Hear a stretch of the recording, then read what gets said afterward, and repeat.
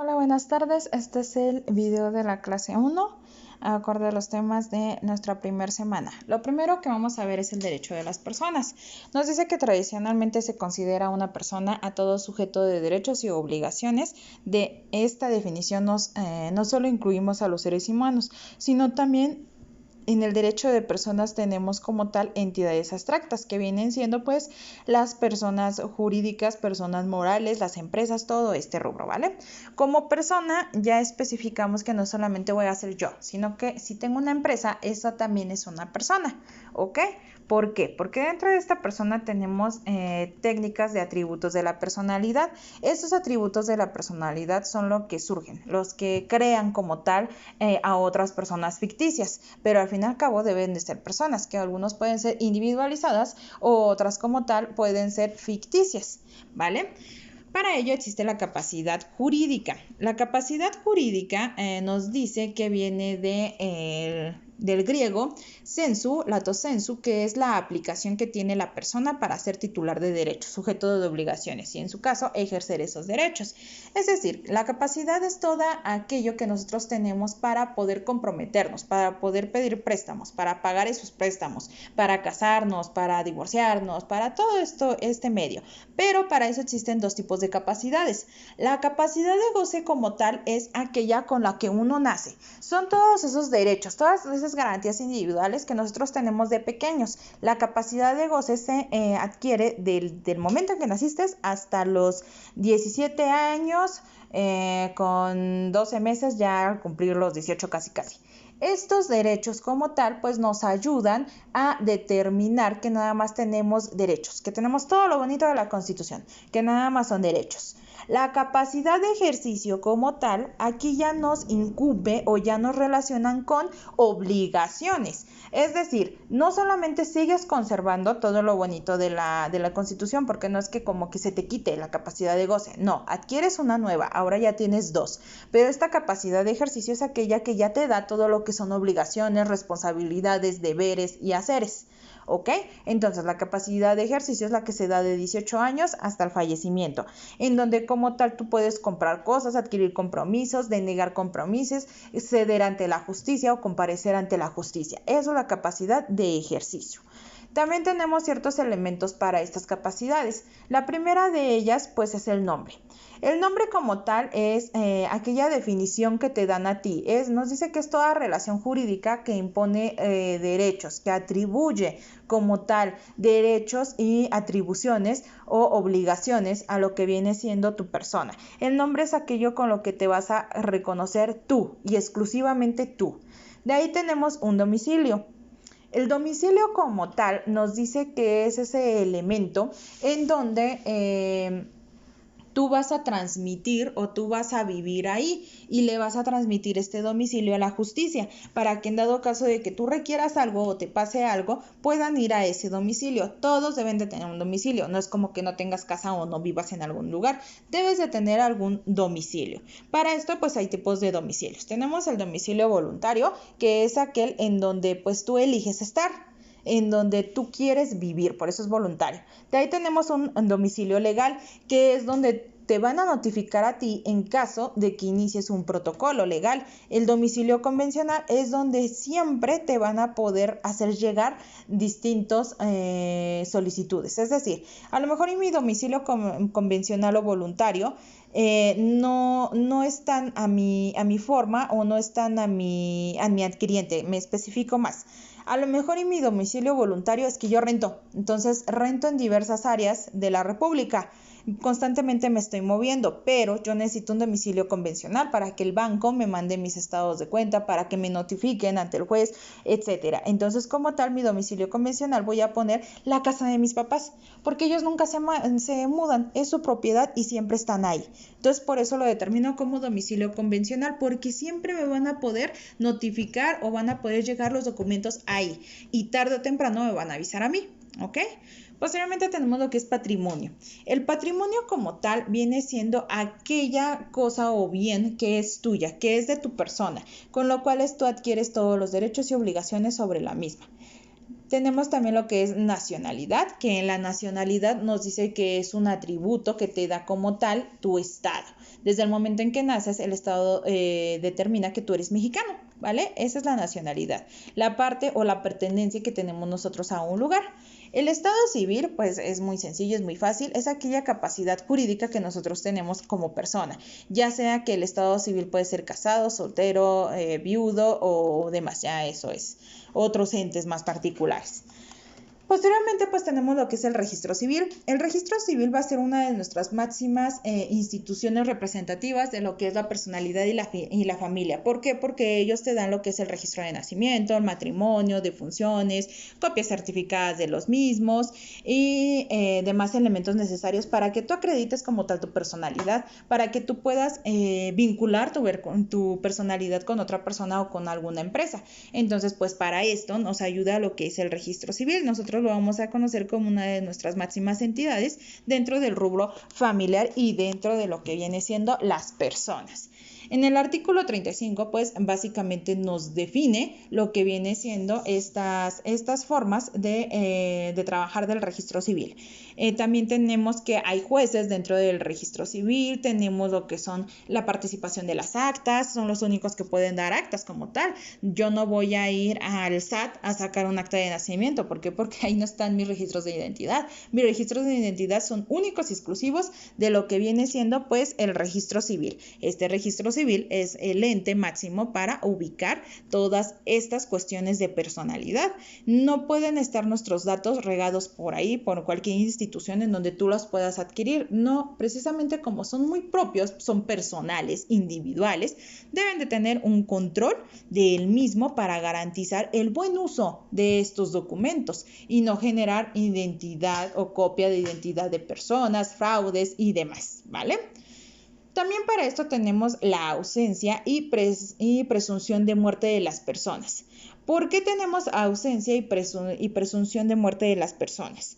Básicamente existe porque muchas veces nosotros no sabemos si sigue viva la persona o no. O sea, ¿qué es lo que pasó con esta persona? El clásico, ¿no? Mi papá se fue por los cigarros y ya no regresó.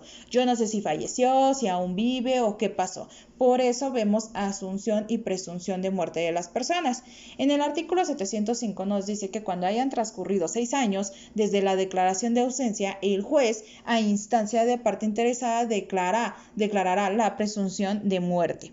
Es decir, si yo me voy a divorciar del que se fue por los cigarros, lógicamente no tengo un paradero en donde se les pueda notificar. Para esto pues entran lo que vienen siendo los interdictos, entran lo que vienen siendo las notificaciones por medio de la Suprema Corte, que es en el periódico cotidiano, ¿no? Entonces, una vez que se hacen estas 3 notificaciones y no aparece la persona y pasan ya 6 años sin que sabemos de su paradero, sin que sabemos si existe o no existe, o sin respuesta de la persona como tal, el juez me va a otorgar a mí el divorcio en automático. ¿Por qué? Porque no se encontró a la persona. Ya la buscamos bastante tiempo y no la encontramos. Entonces, como tal, el juez me va a autorizar a mí este divorcio, esta separación. Digamos que si tenemos que mi papá me heredó un terreno, pero no lo encuentro, ya pasaron 6 años, no aparece, pero soy su única hija, tengo todo el derecho de adquirir ese bien por parte del juez en donde yo acredite que ya llevamos 6 años buscándolo, no se encuentra esta persona y me dé la presunción de muerte. También tenemos el artículo 706 que nos dice, declarada la presunción de muerte se abrirá el testamento del ausente. Es decir, en caso de testamentos, si mi papá dejó un testamento en la notaría más cercana a mi casa y yo sé que existe ese testamento en donde dejó casas, coches, terrenos y demás, y yo quiero hacer el uso de ellos, lo primero que tengo que acreditar es que no encuentro a papá. Y lo van a buscar por parte de la justicia, tampoco no lo van a encontrar. Entonces, en este caso empiezan a correr los 6 años, en donde 6 años se abre el testamento, en automático se dan los bienes y no pasa nada. Dentro de lo que viene siendo los mismos articulados, en el articulado 709 nos dice que cuando hecha la declaración de ausencia a la presunción de muerte de una persona, se hubieran aplicado sus bienes a lo que por testamento sin él tuviese herederos y después se presenten otros pretendiendo que ellos deben de ser los preferidos a la herencia, y así se declara por sentencia que causa ejecutoria la entrega de los bienes se hará estos los mismos términos según el artículo 697 y 708. Deberán hacerse al ausente si se presentará. Es decir, que siempre sí regresó papá y que quiere nuevamente sus bienes. Como tal, tenemos que presentarnos nuevamente para que él declare por qué se dio la ausencia de bienes y se vuelva a determinar qué es lo que pasa con esos bienes en juego o en ruedo. También nos dice que, pues bueno, tenemos la posesión definitiva, terminará cuando él regrese del ausente, cuando la noticia cierta de su existencia, cuando la certidumbre de su muerte y con la sentencia que cause ejecutoria en el caso del artículo 709. Es decir, la posesión puede dar cuando ya se decreten estos 6 años, cuando de plano no hubo regreso. En dado caso de que si hubo de regreso, pues nuevamente se incorporan esos bienes para que la persona disponga de ellos, no tanto al 100%, pero sí bajo las bases legales. En este caso, pues también tenemos lo que es la extinción de las personas. La extinción de las personas como tal nos dice que son por parte de las asociaciones civiles, es decir, las empresas. Las empresas también pueden desaparecer. Si una persona como tal física como yo desaparece, pues lógicamente son 6 años y se sigue un protocolo muy rutinario. Pero ¿qué pasa con las empresas? Las empresas es algo, digamos que no tan parecido, pero que sí pueden llegar a extinguirse como tales. Esta nos dice que se pueden extinguir por medio de lo que vienen siendo las personas constitutivas, las personas que lo crearon. Nos dice que en el tipo de personas jurídicas se extingue cuando el fin para el que se hayan creado se cumple. Si desaparecen todos sus miembros, si su patrimonio no alcanza para que se cumplan adeudos, sus funciones en quiebra, si los socios deciden ponerle fin o en cuanto al Estado le reitere la autorización de finiquitar esto. Por ejemplo, las aerolíneas. Hubo una aerolínea muy famosa que quebró. Como tal, esta aerolínea se siguió una extinción de la persona. ¿Por qué? Porque era una persona moral. Entonces, como tal, se volvió a deshacer esta institución porque se fue a quiebra. Es decir, si tu empresa se va a quiebra, desaparece como tal tu empresa. No, aquí dentro de lo que viene siendo las empresas o personas morales, no es que se mueran, simplemente se extinguen. Que, por ejemplo, mi esposo y yo teníamos una empresa en común, pero nos vamos a divorciar. Entonces vamos a dividir la empresa y la vamos a secular, pero ninguno de los dos va a poder utilizar ese nombre. Entonces, como tal, vamos a proceder a una extinción de personas, en donde se deshace la empresa, él se queda con la mitad, yo me quedo con la mitad, y como tal, creamos nombres nuevos, creamos una persona moral nueva, nace una persona moral nueva. Entonces, aquí no es como que ya se murió el dueño de la empresa y pues ya, se extinguió la persona. No, si se muere el dueño de la empresa como tal, no necesariamente se extingue la persona moral. ¿Por qué? Porque fue su creador, sí, pero si ya la heredó o si hay otros accionarios o a quien quedársela, como tal sigue esta empresa. Digamos que no porque se mueran los dueños ya se muere la empresa moral, no, simplemente continúa. La extinción únicamente se da porque los socios la determinen, porque se dé a quiebra, porque Hacienda lo dicte porque se fue a quiebra o le debe dinero y lo determine así sea su mejor conveniencia. Entonces, pues como tal, esto viene siendo la extinción de las personas. Hasta ahorita son temas muy fáciles, son temas muy coloquiales, en donde pues no creo que tengamos ningún problema. Únicamente pues denle una buena leída a lo que es el resumen ejecutivo, el desarrollo de contenido, a las diapositivas y pues ya después procedan a hacer su examen, ¿vale? De todos modos, si tenemos dudas en cuanto a los últimos 2 temas que se dieron, que quizás son los un poquito más complicados, pues me mandan un mensaje por medio de la plataforma o me lo comentan aquí en el videíto o por ahí me ponen alguna notita, etcétera, ¿vale? Para que pues yo les dé algunos otros elementos y se comprendan mejor estos temas. Recuerden que el video se va a estar subiendo semanalmente y pues bueno, el modo de trabajo es muy simple, ¿no? Los exámenes, o bueno, el examen de esta semana ya está cargado, realícenlo posteriormente a ver los videos y los desarrollos de contenido para que puedan sacar una mejor calificación. Si hay dudas, nuevamente pues me avisan y ya sea que les mande otro ejemplo, otro video o algunos links que los apoyen a comprender el tema que está inconcluso, ¿sale?